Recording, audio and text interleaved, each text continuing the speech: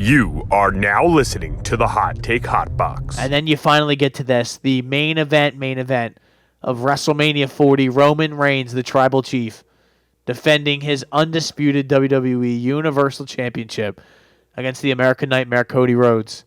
For the second year in a row, after last year, they screwed him bad. They screwed him bad. Solo just showed up with Samoan Spike and everybody. I thought for sure that Roman Reigns was going to lose that title last year. Cody wins, or I thought Cody would win. It was kind of like his time, it's his moment, but it was not to be the case. This year, everyone really believes that this year they're gonna. I'm gonna stop. Me and my friend Mark, we're gonna stop watching. That's kind of what the mentality of the Cody Crybabies was. The Triple H. Yeah, that's what he says. I'm gonna tweet my. I'm gonna tweet my displeasure, and if that doesn't work, well, me and my friend Mark are gonna stop watching. Stop watching. Yeah. Nothing better than that. That shit was in. But that's how I felt when they screwed The Rock. I said, you know what? I'm not watching this shit anymore. But selfishly, But of course, listen. At the end of the day, was I mad about The Rock not being in this main event? Yes. Am I happy that the way it's turned out? I absolutely am. Because they made it compelling enough that, the only thing that I could say that they've done along the way, and it's just because The Rock is so good at what this is you kind of. I find myself now rooting more so against Cody just as a face and just being like, I don't care for it. No, honestly, I'm not. Look, like what The Rock's giving you is incredible stuff. I'm team Big Dwayne, but again, it's listen, what it is. It seems like there's of course the hardo wrestling fans who don't watch sports, and are like, this is like the only thing that they care about and talk about or enjoy. Think those people are like, well, he's earned it. This is the right thing. Cody deserves his moment. He needs to finish his story. Like that stuff matters. And there's some of us who are like our age and older who are just like, dude, The Rock is sick. He's the man. To quote The Rock, fuck your story. Fuck your story, okay? Off is the direction you can fuck. All right, this guy is giving us so many lines during this, and you shut your mouth, punk. The Rock will come out there and slap the herpes off your lip. Slap the herpes right off your mouth. Incredible, but listen. Go home and smoke some crack. Now go home and smoke some more crack. He's created so many memories and moments just in this. Him whip, and we didn't really talk about this, but I think I made a video about just the Raw that he was whipping him outside in Chicago in the rain. That is an all-time moment, Dante, that we will never forget. Where we were watching The Rock come out of nowhere and just start beating the shit out of Cody Rhodes, and vintage. That felt like an old school Raw where. I remember where I was when I was watching John Cena. John Cena's dad get slapped. I'm telling you, I was probably 11 or 12 years old. I think it was 2006, so I had to be 11. And Dante, I swear to God, I was like, no way. There's no way he can stand for this. John Cena's a punk if he doesn't beat the shit out of Edge for slapping his dad. He went into his crib in West Newbury and slapped his dad. Despicable. And then remember where you were when Randy Orton punted him in the head. Well, that's what the LA Knight gave me the vibes of when he showed up to his crib. Yeah. Triple H showing up. The LA Knight AJ Styles video was so funny because they did the body cams, but it was so fake, and they had the ring cam of them fighting. It was so funny. But listen, this has culminated in it gave another level of fire to this match because Dante, without The Rock, I would not give a fuck about this match. I mean that from the bottom of my heart because Cody and Roman have done really nothing themselves to promote this singular match. Nope. That face-off they had on SmackDown was milquetoast boring. It was. They were like, well, they were just standing in front of each other and calling each other names. You're a politician. I'm the champion's champion. And it's like, Cody, if he's not being serious and he's trying to wit people, then it's boring. But it's kind of the same thing with Seth Rollins. If those two are serious, fired up, angry, then they're good, and I like their shit. And it's been a lot of okay. Let's focus on night one, and you almost kind of forget that night two exists until you you're like, oh shit, there's another match, and they're gonna have the title in this match. I don't know how I think you're so close to the finish line with Roman Reigns passing uh Hulk Hogan, brother. I just think you guys you just got to gun it to the finish line at this point. So at the end of the day, I think we've kind of discussed this, who we think wins. We still think the tribal chief leaves with the belts. We don't think this reign is over, this legendary, infamous reign, and we think some sort of interference or something happens. Are we right?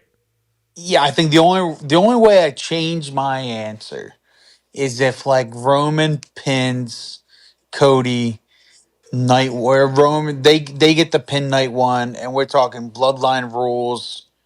Like,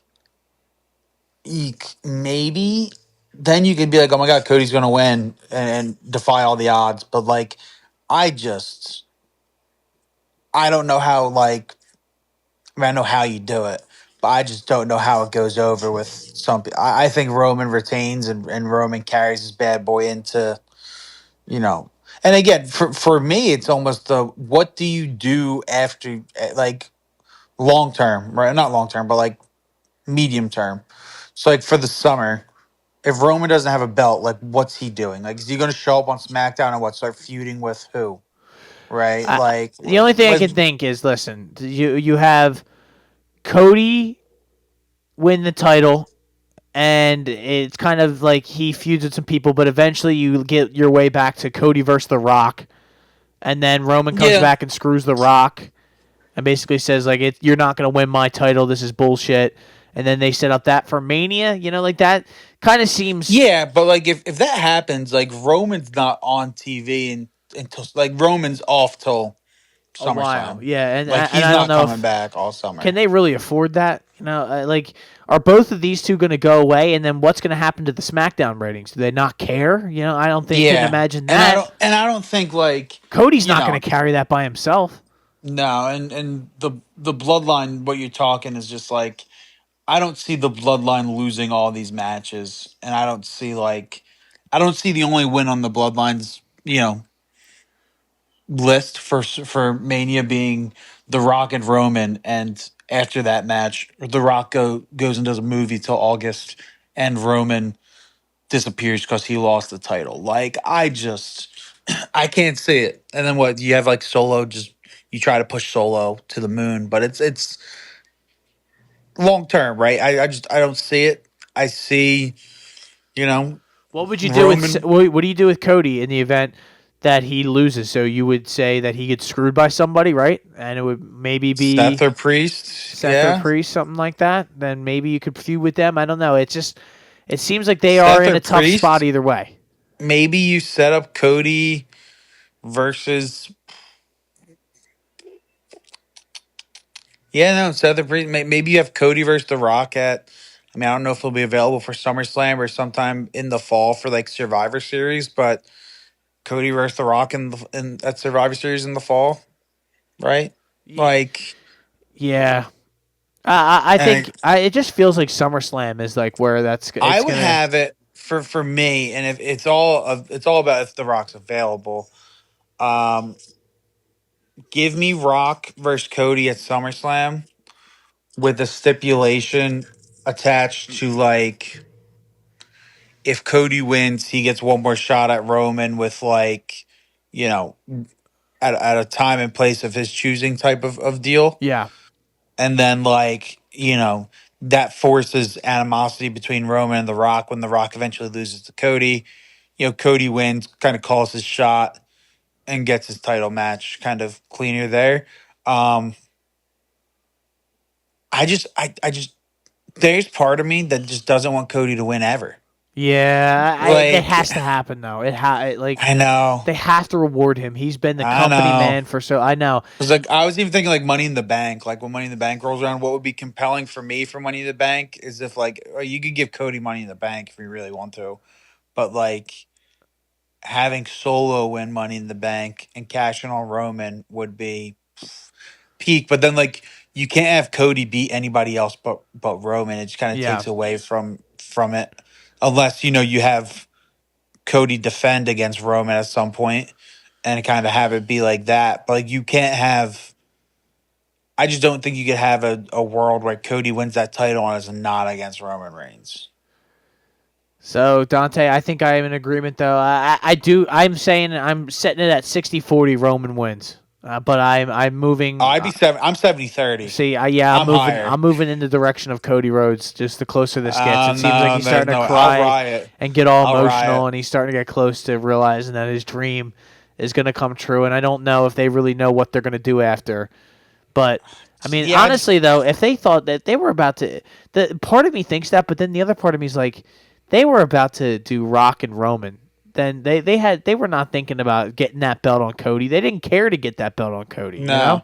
And again, like you're this close. Like they've mentioned it a couple times with Hogan with that modern era record. Like you're this close. Like you can't just hard pivot that much when you're literally after Mania 100+ days away. Like you just got to make it to September, Yeah. and you give Roman some. Roman won't work Backlash. That's a fact. He's not It's doing. not happening. And then so you're in Money in the Bank. You can give him maybe a non-title match at Money in the Bank or something at Money in the Bank, and then that leads you to Survivor Series, and then the Bash of Berlin, and then after that you are in the clear. Like you break the Hogan record, and then you can do whatever you want with it. You can have him lose that night. I would not care. So, I just I'm getting nervous, Dante. Honestly, let Solo break the streak.